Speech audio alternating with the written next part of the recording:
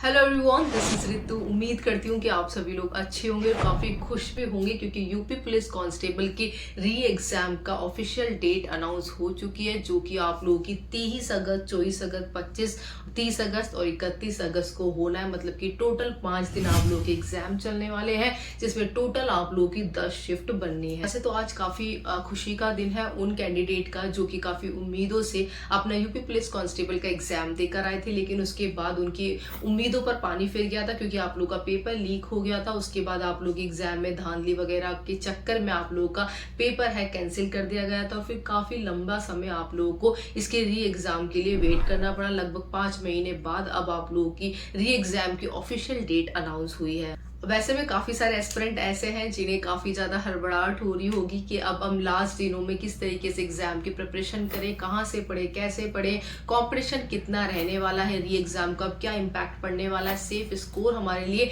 क्या रहने वाला है। तो इन सभी के सवालों के जवाब आप लोगों को इस कंप्लीट वीडियो में मिल जाएंगे, इसलिए वीडियो को आप लोग एंड तक जरूर देखना। और जिन्होंने भी चैनल को सब्सक्राइब नहीं किया हुआ है तो वो लोग चैनल को सब्सक्राइब कर ले, क्योंकि यहाँ पर आप लोगों को पूरी ऑथेंटिसिटी के साथ ही डिटेल में चीजें प्रोवाइड करवाई जाती है। तो पहले मैं आप लोगों को इसकी स्ट्रेटेजी प्लान बताऊंगी, जो कि आप लोगों का मास्टर प्लान रहने वाला है। उसको आप लोग थोड़ा सीरियसली समझना, और जो चीज समझ में नहीं आती है तो आप लोग मुझे बाद में कमेंट करके भी पूछ सकते हैं, ठीक है। तो पहले आप लोग कॉपी पेन पेपर अपना ले सकते हैं, उसमें आप लोगों को डिटेल में मैं चीजें बता देती हूँ। सबसे पहले हम लोग इसके पैटर्न से बात करते हैं। आप लोगों का जो सिलेक्शन प्रोसेस है तो वो किस अकॉर्डिंग रहता है। इसमें आप लोगों का OMR बेस्ड ऑफलाइन पेपर होता है, जिसमें 2 घंटे का टाइम आप लोगों को दिया जाता है पेपर को सॉल्व करने का, जिसमें क्वेश्चन आप लोगों को 150 पूछे जाते हैं। एक क्वेश्चन 2 नंबर का होता है, मतलब कि टोटल 300 नंबर का आप लोगों का पेपर होता है, जिसमें नेगेटिव मार्किंग आप लोगों की 0.5 होती है। आप लोगों को मेन टारगेट करना है अपने सब्जेक्ट पे कि किस सब्जेक्ट हमारा कौन सा सब्जेक्ट स्कोरिंग है। तो देखिए पहले बात कर लेते हैं हम लोग। इसमें 4 सब्जेक्ट आप लोगों से टोटल पूछे जाते हैं। सामान्य ज्ञान आप लोगों से 38 नंबर का पूछा जाता है। संख्यात्मक व मानसिक क्षमता जो होती है वो आप लोगों से 38 नंबर, मतलब जो मैथ्स और रीजनिंग मिक्स वाले जो क्वेश्चन आते हैं वो 38 नंबर के पूछे जाते हैं। वही मानसिक अभिरुचि रीजनिंग के 37 क्वेश्चन पूछे जाते हैं। वही सामान्य हिंदी के आप लोगों से 37 क्वेश्चन पूछे जाते हैं। मैं आप लोगों को एक एक करके सब्जेक्ट वाइज इसका प्लान बताऊंगी। तो सबसे पहले शुरुआत कर लेते हैं हम लोग सामान्य ज्ञान से, जो कि आप लोगों का 38 क्वेश्चन इसके पूछे जाने हैं। अब ये बेसिकली आप लोगों का 4 पार्ट में डिवाइड होता है। पहला आप लोग यूपी जीके जिसमें आता है, उसके बाद आप लोगों का करंट अफेयर, और तीसरा आप लोगों का स्टैटिक जीके, और फोर्थ आप लोगों का जीएस। 4 पार्टों में मैंने जीएस को डिवाइड किया है। देखिए इस जो मैंने 4 पोर्शन में आप लोगों को जीएस को डिवाइड किया है, तो उसमें भी आप लोगों का जो मैक्सिमम पोर्शन जहां से ज्यादा क्वेश्चन पूछे जाते हैं तो वो आप लोगों का स्टैटिक जीके है, और एक सिंपल आप लोगों का जीएस है, जहां से आप लोगों को ज्यादातर क्वेश्चन देखने को मिलेंगे। तो इसको आप लोगों को कैसे कवर करना है और कितने टाइम में कवर करना है, तो देखिए डेली आप लोगों को 2 घंटे इन दोनों सब्जेक्ट को जरूर देने हैं, क्योंकि आप लोगों का जो जीएस वाला जो पूरा पोर्शन है सामान्य ज्ञान का, तो ये हर कोई आपका नहीं कर सकता। मेरिट आप लोगों की मैक्सिमम इसी से ही डिसाइड होगी, क्योंकि आप लोगों के जो अदर सब्जेक्ट है वो सभी स्कोर कर लेंगे उसमें, लेकिन जो मेरिट वाला जो सब्जेक्ट रहने वाला है तो वो 38 क्वेश्चन आप लोगों का मेरिट डिसाइड करेंगे। मतलब कि ये 38 क्वेश्चन आप लोगों को वर्दी दिलाएंगे। इसीलिए आप लोगों को जो मैंने 2 टॉपिक बताए हैं, स्टैटिक जीके और सिंपल जीएस, तो इसको आप लोगों को कवर करना है। कोई भी आप लोग सामान्य ज्ञान की 1 लाइनर बुक ले सकते हैं, जैसे कि किरण पब्लिकेशन की भी आप लोगों को बुक दिख रही है। आप लोगों को जो रेड मार्क की हुई चीजें होती हैं और 1 लाइनर जो फैक्ट होते हैं तो उनका ही रिवीजन करना है। उन पर आप लोग साथ के साथ अंडरलाइन भी करते रहे, ताकि ये होता है कि एक बार जो चीज हम लोग पढ़ लेते हैं, अगर उसको रिटर्न में अगर हम लोग कुछ मार्क कर देते हैं तो वो माइंड में एक बार हमारे बैठ जाती है। इसलिए जब भी आप लोग कोई चीज का रिवीजन करते हैं या फिर पढ़ाई करते हैं तो पेन अपने साथ जरूर रहे। अगर आप लोग बुक से ही डायरेक्टली प्रैक्टिस कर रहे हैं, लेकिन एक बार अगर आप उस पर अंडरलाइन कर भी देते हैं तो वो भी आप लोगों के माइंड में बनी रहती है। इसीलिए आप लोग ये चीज जरूर करना। साथ में जिन्होंने जीएस का जो पोर्शन है मैंने बताया ये 2 पार्ट पहले से ऑलरेडी कहीं से किसी भी बुक से कवर कर रखे हैं, तो उनको सिंपली अब रिवीजन करना है।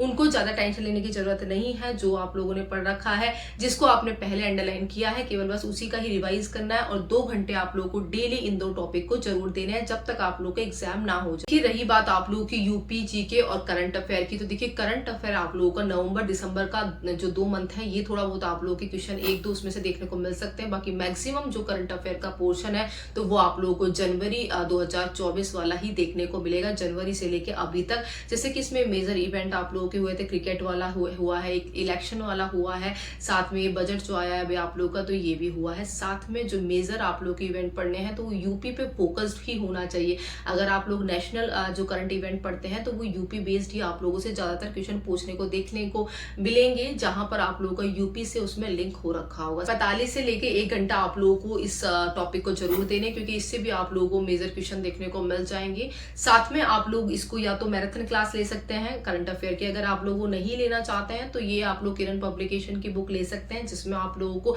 करंट अफेयर और यूपी पुलिस की जो जीके मैंने आप लोगों को बताई, तो इनके सारे ही टॉपिक वाइज आप लोगों को क्वेश्चन दिए हुए हैं, जो कि आप लोगों को काफी ज्यादा हेल्प करेंगे आप लोगों के मेन एग्जाम में। तो इसको आप लोग ले सकते हैं। इन बुक्स का लिंक भी मैं आप लोगों को डिस्क्रिप्शन बॉक्स में प्रोवाइड करवा दूंगी। इसमें आप लोगों को एमसीक्यू भी दिए हुए हैं, 400 प्लस एमसीक्यू है, साथ में इनकी एक्सप्लेनेशन है, और करंट अफेयर की आप लोगों की जो मेजर इवेंट हुए वो भी इंक्लूडेड है, यूपी पुलिस वाला भी है, और आप लोगों का नेशनल इवेंट भी इसमें इंक्लूड है। अब आ जाते हैं हम लोग मैथ्स में। मैथ्स में आप लोगों के 38 क्वेश्चन पूछे जाने हैं। अब 38 में से भी कंप्लीटली मैथ्स के क्वेश्चन आप लोगों के आपको 18 से 20 ही देखने को मिलेंगे, बाकी क्वेश्चन आप लोगों को रीजनिंग के देखने को मिलते हैं। तो देखिए इसमें आप लोगों को दो तरीके मैं बता रही हूँ। एक तो ये है कि जिनका मैथ्स काफी ज्यादा वीक है, पहले उन्होंने ज्यादा इस पे प्रैक्टिस नहीं की हुई है, तो उनको क्या करना है, उनको सिंपली पहले 2 से 4 दिन केवल कॉन्सेप्ट रीड करने हैं। आप लोगों के पास नोट्स होंगे या फिर आप लोग ऑनलाइन भी देख सकते हैं। केवल जो सारे सब्जेक्ट जो टॉपिक्स आप लोगों को मैथ्स में दिए हुए हैं, आप लोगों के सिलेबस में जो आ रखे हैं,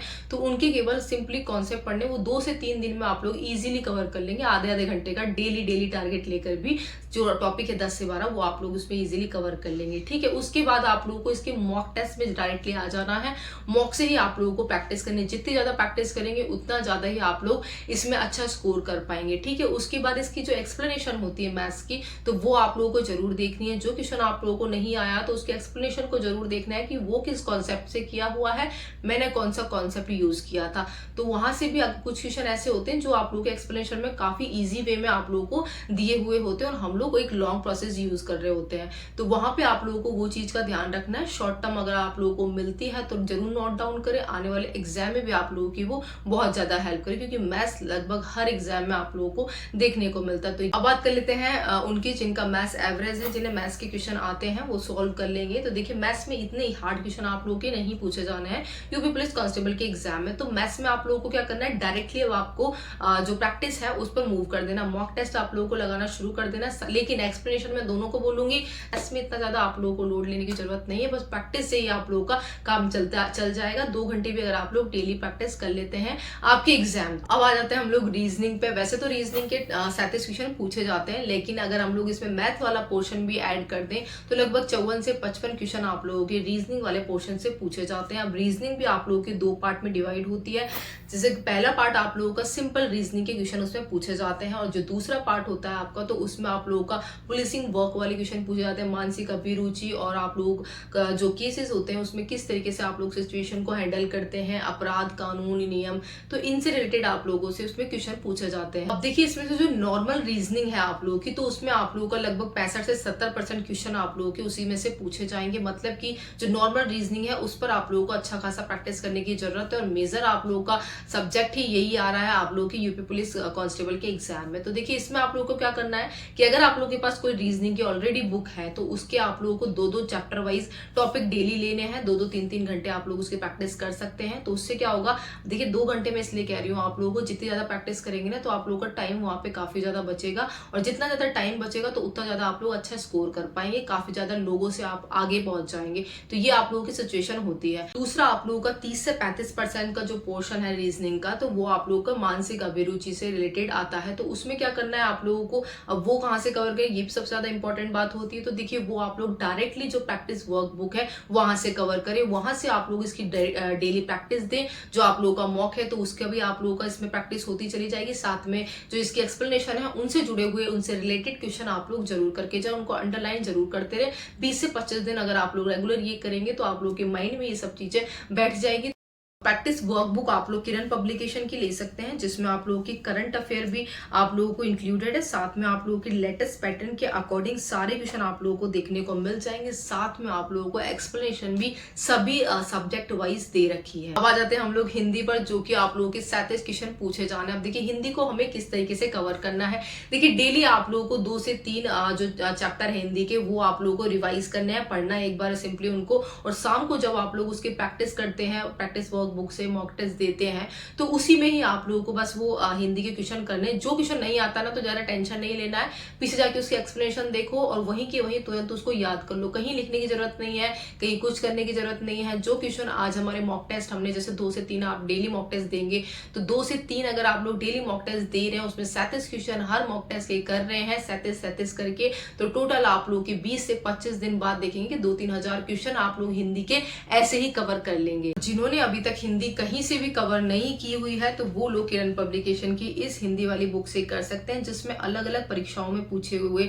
लगभग 6000 प्लस क्वेश्चन आप लोगों को चैप्टर वाइज समझाकर दिए हुए हैं। पूरा दिन भर आप लोगों का ये 4 पोर्शन निपटाने के बाद आप लोगों को आज 2 से 3 आप लोगों को डेली प्रैक्टिस सेट जरूर करनी है, मॉक टेस्ट जरूर देना है और 1 से 2 घंटे डेली उनका एनालिसिस करना। आप देखिए लास्ट के 20 से 25 दिन बचे हुए हैं आप लोगों के एग्जाम में, तो देखिए 10 से 12 घंटे अगर आप लोग स्टडी कर भी लेंगे तो आगे आप लोगों की 60 साल तक लाइफ भी सेट होने वाली है। अब बात कर लेते हैं हम लोग कंपटीशन की कि इस बार आप लोगों का कंपटीशन क्या रहने वाला है, री एग्जाम का इसमें कितना इम्पैक्ट रहने वाला है। तो देखिए कांस्टेबल की जो सीट है टोटल, तो वो आप लोगों की 60,244 है। इसमें जो टोटल फॉर्म अप्लाई हुए हैं तो वो 48 लाख लोगों ने फॉर्म इसके अप्लाई किए हैं, मतलब कि एक सीट पर 79 जो कैंडिडेट हैं वो इसमें कॉम्पीट करेंगे। और देखिए री एग्जाम होने की वजह से इसमें अटेंडेंस भी आप लोगों की कम रहने वाली, मतलब कि लगभग आप लोग एक सीट पर अब 60 लोगों का कंपटीशन मानकर चल सकते हैं। अटेंडेंस कम रहने के पीछे भी कुछ वजह है, जैसे कि कुछ लोग ऐसे हैं जिन्होंने जिनका पेपर अच्छा हुआ था लेकिन उन्होंने फिर उम्मीद छोड़ दी थी धांधलेबाजी और पेपर कैंसिल की वजह से, और फिर वो किसी अदर एग्जाम में शिफ्ट होकर उनके रिटर्न भी क्लियर हो चुके हैं, जिनसे मैंने बात करी थी। ठीक है, दूसरा मेरे भी कुछ रिलेटिव्स यूपी में रहते हैं जिन्होंने खुद ने, मैंने उनसे पूछा था उनके एग्जाम के बारे में, तो अब वो लोग अपना शिफ्ट हो चुके हैं एक प्राइवेट जॉब की तरफ। तीसरा आप लोगों का जो मेन फैक्टर है तो वो है एसएससी जीडी का एग्जाम हुआ था, जो काफी सारे ऐसे बच्चे थे जिन्होंने एसएससी जीडी का एग्जाम दिया था, उनका रिटर्न क्लियर हो चुका है।